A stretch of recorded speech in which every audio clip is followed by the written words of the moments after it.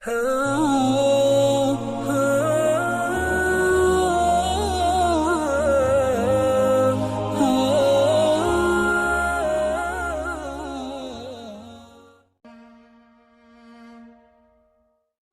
itu kan masalahnya bertubi-tubi. Ketika Nabi Yusuf dilemparkan ke dalam sumur, ketika Nabi Yusuf dipenjarakan, ketika Nabi Yusuf difitnah, ketika Nabi Yusuf, banyak masalah Nabi Yusuf. Tapi pesan Nabi Yakub alaihissalam kepada anak-anaknya, la tai'asu min rauhillah. Baik kepada Yusuf ataupun kepada kakak-kakaknya. La tai'asu min rauhillah. Janganlah kalian berputus asa dari rahmat Allah. Kenapa? Allah itu maha menolong. Ketika kita bergantung kepada Allah, gak ada yang mustahil. Selalu ada harapan ketika kita berikan harapan itu kepada Allah. Tapi kalau kita berikan harapan itu kepada makhluk, kadang-kadang harapannya semu. Karena makhluk itu, manusia itu sifatnya kullu man 'alaiha fan. Gak ada yang bisa benar-benar total, gak ada yang bisa benar-benar abadi, itu gak bisa. Tapi kalau kita letakkan harapan kita, lalu kita berikan hanya kepada Allah, roja kita hanya kepada Allah Subhanahu wa taala, maka tidak ada kata al-ya's, tidak ada kata putus asa dalam kamus seorang mukmin. Laisa min akhlaqil mu'min al-ya's. Putus asa itu bukanlah sifat atau akhlaknya orang yang beriman kepada Allah. Sehingga kenapa bunuh diri itu menjadi dosa besar dalam Islam? Padahal kan gak ganggu orang kan, kecuali tadi bikin macet sistem kereta. Itu juga nggak parah-parah banget lah, nggak sampai gara-gara kita bunuh diri orang akhirnya jadi misalnya celaka gitu, nggak, jarang lah. Apalagi bunuh dirinya sendiri, gantung diri. Kan bunuh diri itu nggak ganggu orang lain. Kenapa dianggap dosa besar? Karena bunuh diri ini sama aja dia tidak mengakui kebesaran Allah Subhanahu wa taala. Dia tidak berpegang lagi kepada Allah. Dia putus asa dari rahmat Allah Subhanahu wa taala. Padahal Allah selalu mengatakan la tai'asu. Jangan putus asa, aku kasih nih, aku kasih. Tapi dia bilang enggak akan dikasih. Berarti dia kufur kepada Allah Subhanahu wa taala dan merugikan dirinya sendiri. Ketika mentalnya kayak gini, walaupun akhlaknya baik, tapi dia tidak punya daya tahan menghadapi masalah, maka dia akan selalu mengakhiri masalahnya dengan cara bunuh diri. Dalam Islam kasus bunuh diri bisa dibilang hampir enggak ada kalau dalam sejarah Nabi dan para sahabat. Satu-satunya ada kasus bunuh diri itu bunuh diri dalam peperangan ada. Dia lagi dibacok, lagi bertempur terus dibacok sama musuh, banyak luka, nggak tahan dengan rasa sakit, kena kayak tombak gitu di perutnya, karena nggak kuat dengan rasa sakit, dia tekan lagi tubuhnya ke tombak itu supaya cepat mati. Lalu ketika dia sudah meninggal, orang-orang mengatakan dia itu pemberani, dia itu syahid, dia itu hebat. Kata Nabi tidak, dia di dalam neraka. Lalu para sahabat bertanya, kenapa ya Rasul kok dia masuk neraka? Padahal kita tahu dia meninggalnya dalam fisabilillah. Kata Nabi, karena dia gak bersabar terhadap ujian dari Allah Subhanahu wa taala. Sakit, ya udah daripada saya gak kuat nahan sakit, mending sekalian mati nih. Itulah al-ya's. Dan itu tidak ada dalam kamus orang yang yakin kepada Allah, beriman dan bergantung kepada Allah Subhanahu wa taala. Jadi kalau kita mau belajar kepada orang Jepang, ada yang kita bisa belajar banget, yaitu moralnya, kedisiplinannya, kebersihannya. Tapi tetap ada satu hal yang fatal yang mereka tidak punya, yaitu Tuhan. Mereka nggak percaya kepada Tuhan. Kalaupun ada agama, kata teman-teman di sana, lahirnya sebagai orang agama Shinto kalau nggak salah, terus nikahnya sebagai agama Katolik kalau nggak Protestan, matinya sebagai agama Buddha. Jadi gonta-ganti itu. Kenapa gonta-ganti? Karena buat mereka agama itu hanya sekedar culture. Mereka tidak menyebut Islam sebagai agama Islam, tapi budaya Islam. Mereka tidak mengenal nilai-nilai ideologis. Yang mereka tahu adalah nilai-nilai budaya, adat istiadat atau culture. Sehingga buat mereka pindah-pindah culture itu bagian dari kebijaksanaan. Kayak kita misalnya, saya nih orang Aceh. Ketika saya berada di Sunda, di mana bumi dipijak, di situ langit dijunjung. Itu kan wise kan? Ketika kita menghargai budaya tempat kita tinggal, keramahan keramahan lokal atau apa gitu. Nah ini kan kearifan lokal. Arif kan bijaksana nih. Nah karena mereka menganggap agama itu hanya sekedar culture, Maka arif menurut mereka itu ketika kita bisa beradaptasi dengan semua momen-momen culture itu. Masa-masanya Valentine mereka jadi orang Kristen. Masa-masanya hari tertentu misalnya hari besar Cina misalnya mereka jadi orang Buddha. Masa-masa tertentu mereka jadi orang Shinto dan segala macam. Yang nggak ada menjadi orang Muslim. Jadi karena nggak bisa dimix nih. Satu-satunya yang nggak bisa dimix menurut mereka cuma culture Islam. Yang lain bisa dimix. Culture Islam nggak bisa dimix sama mereka sehingga nggak bersentuhan langsung. Ini artinya mereka melihat semua itu hanya sekedar moralitas. Bukan sebuah nilai ideologis yang menguatkan mental, bukan. Sekedar moralitas. Culture Islam moralitas, culture yang agama-agama lain yang kita sebut itu moralitas, termasuk culture Jepang itu adalah moralitas. Tapi mentalnya lemah, sehingga ketika mereka punya masalah dalam dirinya, mereka nggak punya pertahanan sama sekali. Sedangkan kita melihat ad-din, melihat Islam adalah sebuah nilai yang membangun mentalitas kita. Hanya ke akhir-akhir ini kita cenderung melihat Islam itu hanya sebagai undang-undang, sebagai syariat, sehingga orang takut sama Islam. Seolah-olah kalau kita mau menegakkan Islam, yang kepikiran itu cuma kisos, yang kepikiran itu cuma cambuk. Padahal Nabi menerapkan itu juga akhir-akhir setelah mentalitasnya udah mantap nih. Setelah pemahaman agamanya udah komprehensif, setelah diedukasi, baru kemudian penutupnya adalah menyempurnakan keadilan dengan cara menegakkan hukum. Kalau ada orang yang bilang misalnya, ngapain sih Tuhan katanya pengasih tapi kok menciptakan neraka? Sebetulnya jawabannya logis banget dan sederhana kan?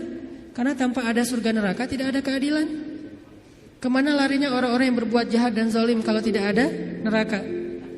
Maka kalau semuanya masuk surga, yang zalim sama yang terzalimi, lalu di mana keadilan? Kalau gitu kita mending jadi orang jahat aja, toh masuk surga juga kan? Mending kita ambil aja hak orang lain, toh nanti di akhirat juga tetap masuk surga. Kalau gitu di mana ada keadilan? Keadilan Allah itu justru menciptakan surga dan neraka. Cuman pintu surga lebih banyak daripada pintu neraka. Dan Allah selalu memberikan peluang untuk selamat dari api neraka dengan cara mengampuni dosa. Allah Maha Adil. Allah gak mengatakan kalau udah cap neraka udah gak akan lagi berubah. Enggak. Kalau kamu buat dosa sekali gak akan diampuni, pasti masuk neraka. Enggak. Disitulah Maha Rahman. Selain Allah adil, Allah juga Rahim, Rahman, Rauf, apalagi banyak sifat-sifat Halim. Allah menciptakan keadilan dengan adanya surga, adanya neraka. Tetapi Allah selain adil, Allah juga Maha Pengasih. Dengan apa? Kalau ada yang berbuat dosa, gak langsung dihukum sama Allah. Kita sering buat dosa, emangnya langsung dihukum? Enggak. Kadang-kadang memang Allah langsung negur, tapi bukan hukuman. Karena kalau dihukum harusnya lebih dari itu. Kalau ditegur, karena kadang-kadang kita gak sadar dengan cara-cara yang baik. Allah kasih sedikit, ada cemeti sedikit, biar kita dicambuk sedikit, ditoel dikit ya. Biar kita sadar. Supaya apa biar kita sadar? Biar dengan kesadaran itu kita menjadi lebih baik, lebih bermanfaat, lebih berkualitas hidupnya. Allah gak langsung menghukum kita. Kalau Allah mau menghukum kita dengan dosa kita, kayaknya kita gak ada yang berada di sini sekarang ini. Udah celaka dari dulu-dulu juga. Sekali kita minum, sekali kita narkoba, sekali kita berzina, sekali kita membunuh, sekali kita mengambil hak orang lain, udah langsung celaka. Kenapa masih bisa hidup? Kenapa masih bisa berada di masjid? Dan ini keistimewaan yang Allah kasih kepada kita. Orang yang sering nyakitin Allah masih diundang ke rumah Allah. Kan Allah baik banget tuh. Coba kita, ada yang sering nyakitin kita, mau diundang ke rumah kita? Di telepon aja kita reject terus. Kalau perlu di blok, gak bisa nelpon lagi, unfollow segala macam, left group.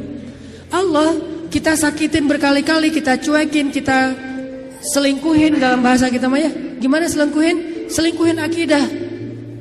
Kita bilang percaya sama Allah, tapi kita jalan sama yang lain. Kita bilang inna sholati wa nusuki wa mahyaya wa mamati lillahi rabbil alamin. Itu kan sama aja kayak seorang cowok bilang ke cewek, aku gak bisa hidup tanpa kamu. Iya kamu, kan gitu. Inna sholati wa nusuki wa mahyaya wa mamati lillah. Iya lillah, gitu kan. Tapi kenyataannya kita merasa seolah-olah Allah gak lihat, kita jalan sama yang lain. Allah tahu? Tahu banget. Kalau perempuan mungkin gak tahu kita jalan sama yang lain. Ketika nanti dia tahu, akhirnya dia shock, panik, dia luar biasa tersakiti. Tapi kalau Allah, setiap kita jalan sama yang lain tuh Allah ngelihat.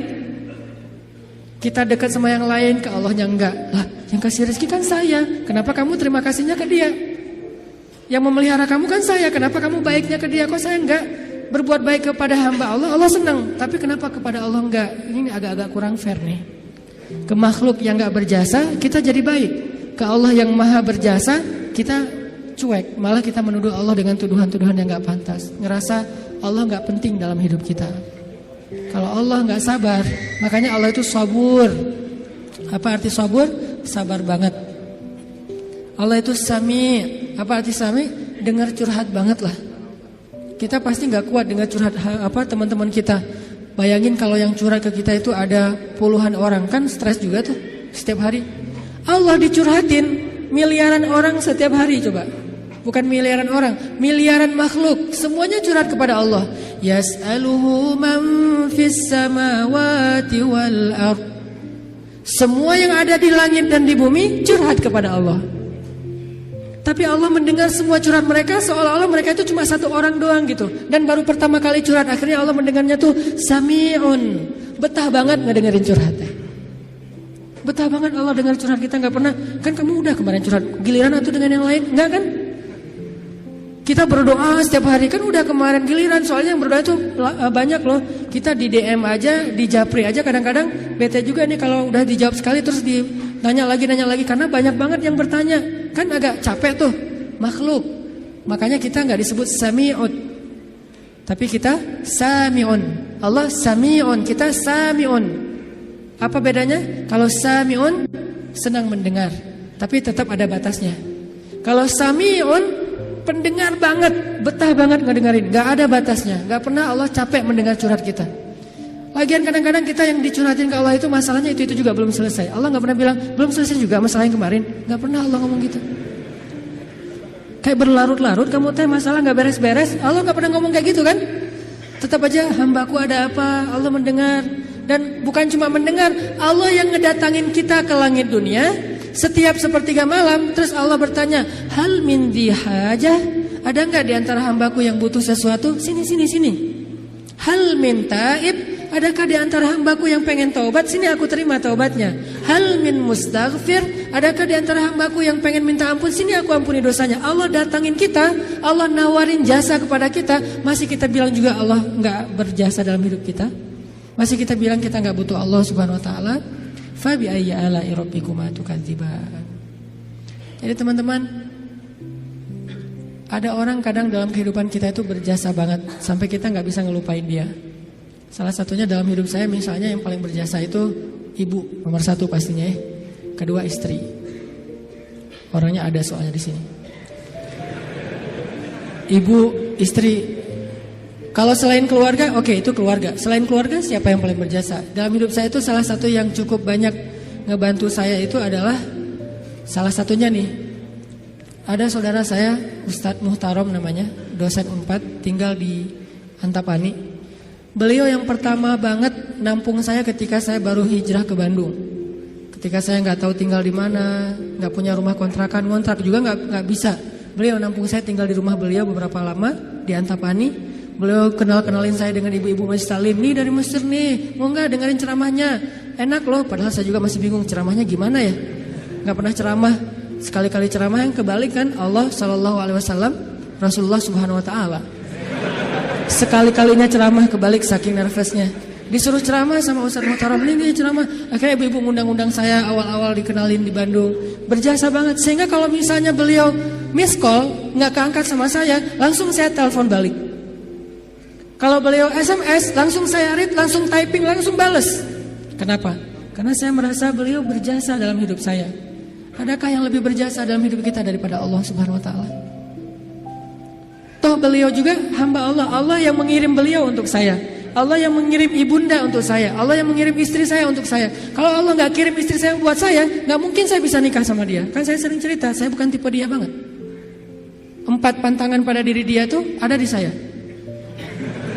Ya Allah, jangan itu, jangan itu, jangan itu, jangan itu. Itu ada di saya semuanya.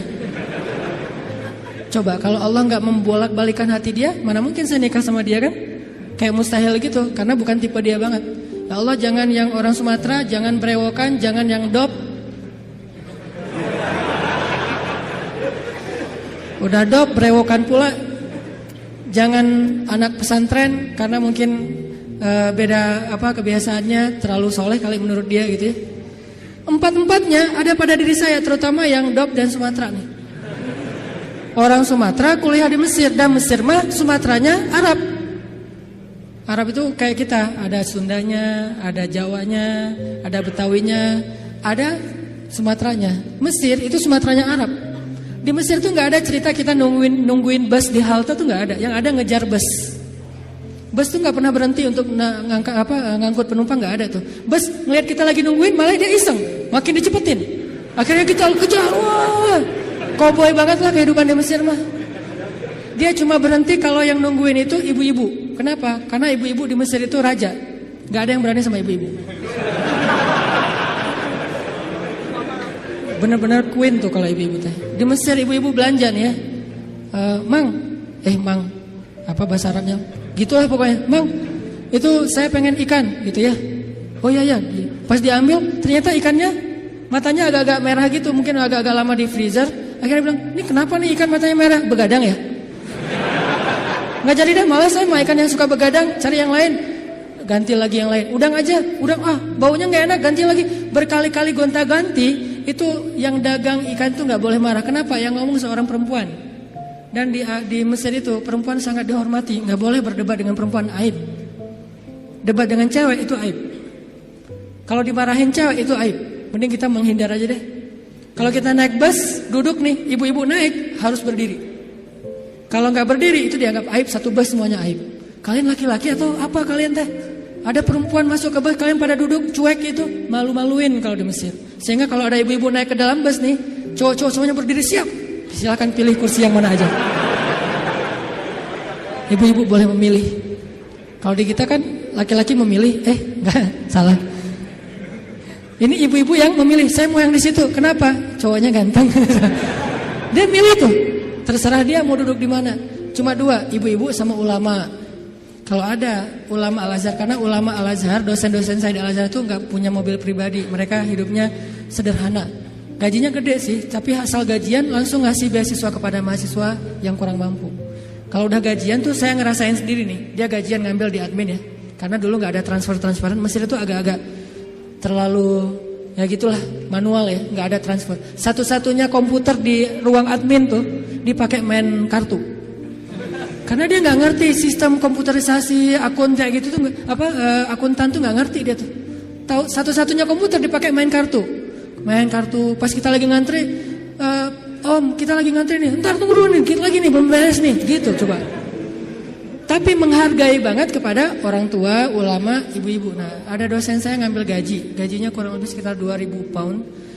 1 pound itu dulu sekitar 3.000 rupiah, lumayan lah ya, hampir 10 juta gajinya. Dia ngambil gaji sekitar 10 juta, langsung datangin mahasiswa yang kita lagi nongkrong di depan kelas, di depan kampus, datangin, ya abnai, panggilnya lembut, anak-anak, kata dosen teh, kalian udah beli buku kuliah belum?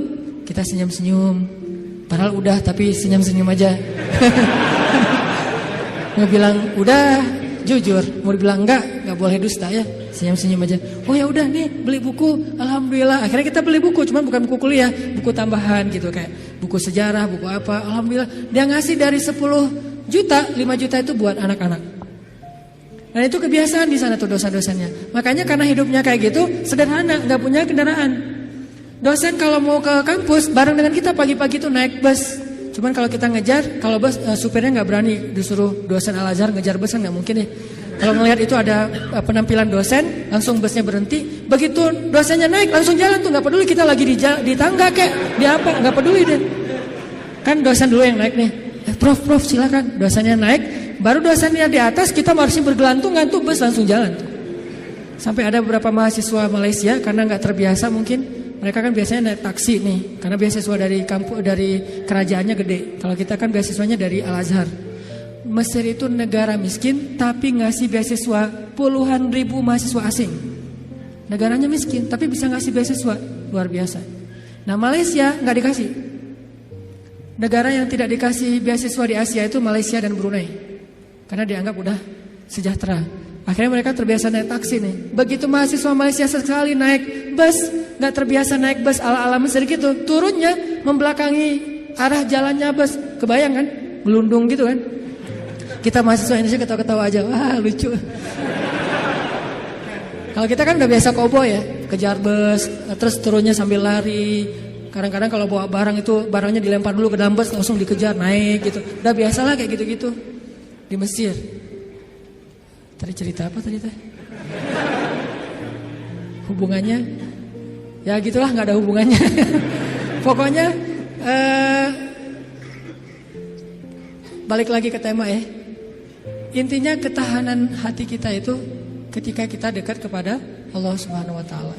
Jadi nggak ada ceritanya dalam kamu seorang mukmin ada masalah, baper, udah gitu bunuh diri, nggak ada. Tergantung tawakal kita kepada Allah. Coba rasain ketika kita lagi ngerasa enak nih hubungannya sama Allah, sama ketika kita lagi jauh dari Allah, terus dua-duanya dikasih masalah, mana yang lebih nyaman buat kita? Kalau kita pas lagi dapat masalah, pas lagi dekat sama Allah, itu akan bertahan banget. Saya pernah ngerasain itu. Saya karena kan sering ditolak ya ceritanya ya, curhatlah dikit lah ya. Kalau ditolaknya lagi jauh dari Allah, itu baper. Tawaf Sungai Nil kan, mau loncat, aduh dalam takut ada apa kuda Nil gitu, nggak loncat, buat apa lagi hidup kalau kayak gini ya. Kenapa kayak gitu? Lemah gara-gara jauh dari Allah. Kalau ditolak pas lagi dekat sama Allah, nggak apa-apa, yang penting jangan ditolak sama Allah kan gitu. Ditolak, ya Allah pasti engkau mau ganti yang lebih keren ya. Husnuzon kan, aku tergantung prasangka hambaku. Ya udah bertahan. Orang makin dekat sama Allah makin tough, makin bisa survive dalam menghadapi masalah. Makin tuh. Kenapa? Karena survive seseorang dalam menghadapi masalah itu bukan soal dia punya uang atau enggak, dia punya teman atau enggak, dia sehat apa enggak. Soal mentalnya, hatinya kuat enggak menghadapi masalah. Baru dia bisa tough dan survive. Ada orang yang secara fasilitas hidup udah nyaman, kenapa masih bunuh diri? Termasuk tadi tuh, di Jepang itu kan jaminan sosial tinggi banget ya, luar biasa ya. Sampai ada teman saya, bukan hanya berlaku untuk warga Jepang, untuk warga asing yang kerja di Jepang tetap dapat jaminan sosial karena pajaknya tinggi.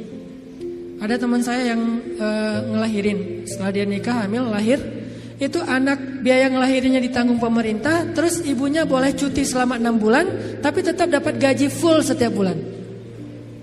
Cuti 6 bulan, gaji fullnya setiap bulan, ditambah lagi dengan bonus karena udah punya anak. Dikasih bonus, jadi punya anak dikasih bonus. Makanya di sana tuh kayaknya orang menikah itu semangat ya, nggak pengen istiqomah jomblo lah ya. Karena jomblo nggak ada bonus di sana. Begitu nikah dapat bonus, begitu punya anak dapat bonus. Tapi ada batasannya, anak nggak boleh banyak-banyak juga. Makin nambah anak, makin nambah pajak. Jaminan sosialnya tuh tinggi. Tapi kenapa kok malah gampang putus asa? Padahal secara fasilitas hidup sudah tercukupi. Mental, mungkin secara etika keren lah, pokoknya ngacung jempol pokoknya. Tapi kalau mentalnya lemah, kosong, ada yang gersang di dalam hatinya karena tidak diisi dengan kata Allah di dalam hati mereka.